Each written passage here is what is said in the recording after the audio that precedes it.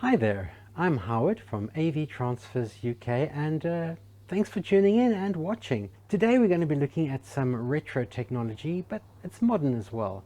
As you know, I'm a big fan and collector of electronics, video recorders, and I do a lot of video and audio transfers as a big portion of my work. Today we're going to be looking though at a portable game unit, and this one comes from Japan.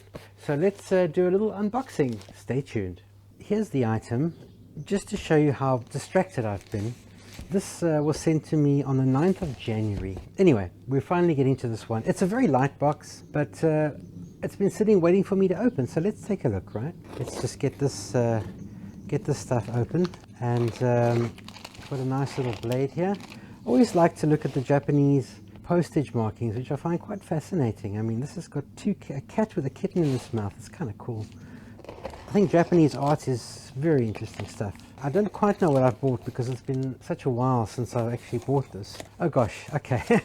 It's even smaller than I thought. Here we go. Space Invaders. Okay. So, I mean, I remember Space Invaders from when I was a kid. And I've seen these pop up from time to time. This is an official licensed Taito product. Taito is the company that made Space Invaders, one of the first video arcade games that was sort of mass produced, I guess. Let's have a look. Okay, oh wow, let's take a look at that. This is a recreation of the original Space Invaders sort of machines, the tabletop machines that were available. So you could get an arcade machine that was an upright machine, or you would get one of these tabletop machines were quite popular in places like pubs where you could sit down, put your drink on the table and then play the game. If you look at what we've got here, this is, I don't know what scale this is, it probably says on the box. These came out originally in 2024 and this is a working miniature Space Invaders arcade machine. Let's just have a look here.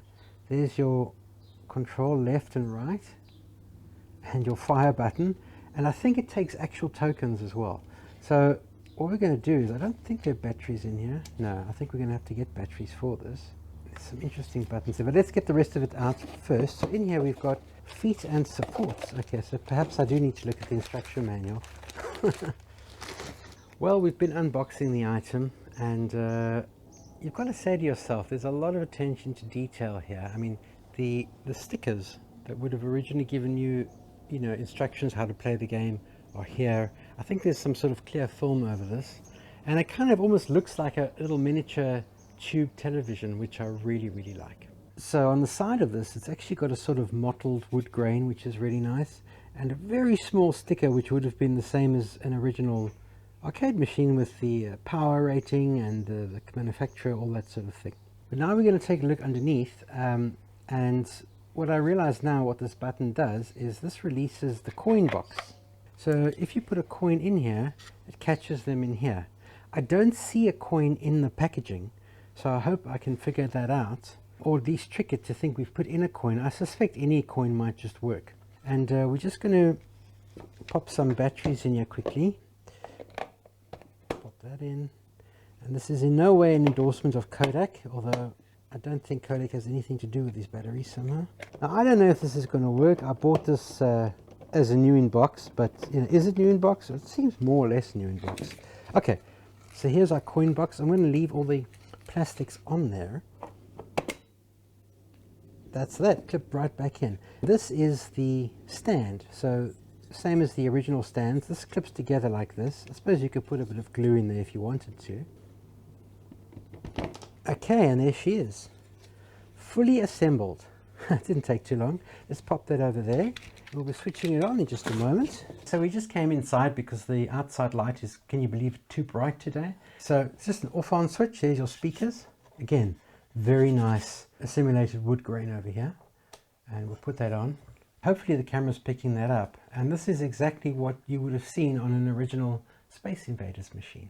So if you want to play, you need to put a coin in, but I need to insert a coin. So let me go get a coin quickly. I'm not sure what coins are going to work in this. So let's just, I'm hoping any old coin will work.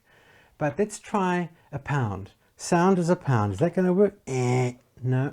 Okay. Let's try, oh, what have we got here? 5 cents. 5 cents? Oh, it works. Perfect. Let's try a 20p as well for fun.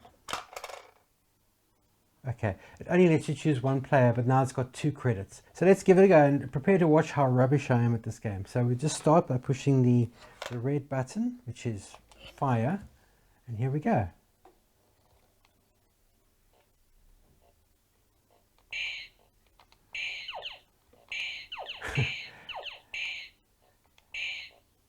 There's actually a very interesting story about this game.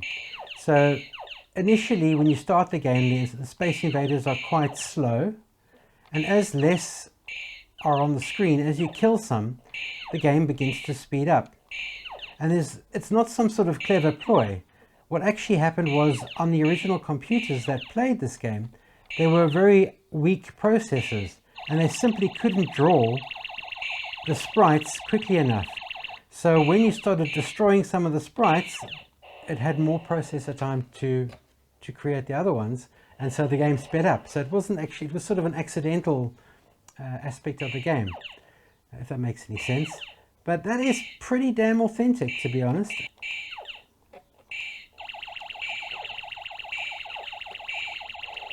Okay, as you can see, I'm a rubbish player and nothing has changed. Remember, just because I'm a game lover doesn't mean I'm a good game player. I've seen far better players than myself, but I do like this. This is a classic piece of nostalgia. I hope you've enjoyed looking at the machine with me, a miniature recreation of the classic Space Invaders from Taito. From me, Howard Groyer at avtransfers.co.uk, the place to bring your media to digitize and rejuvenate, if you like.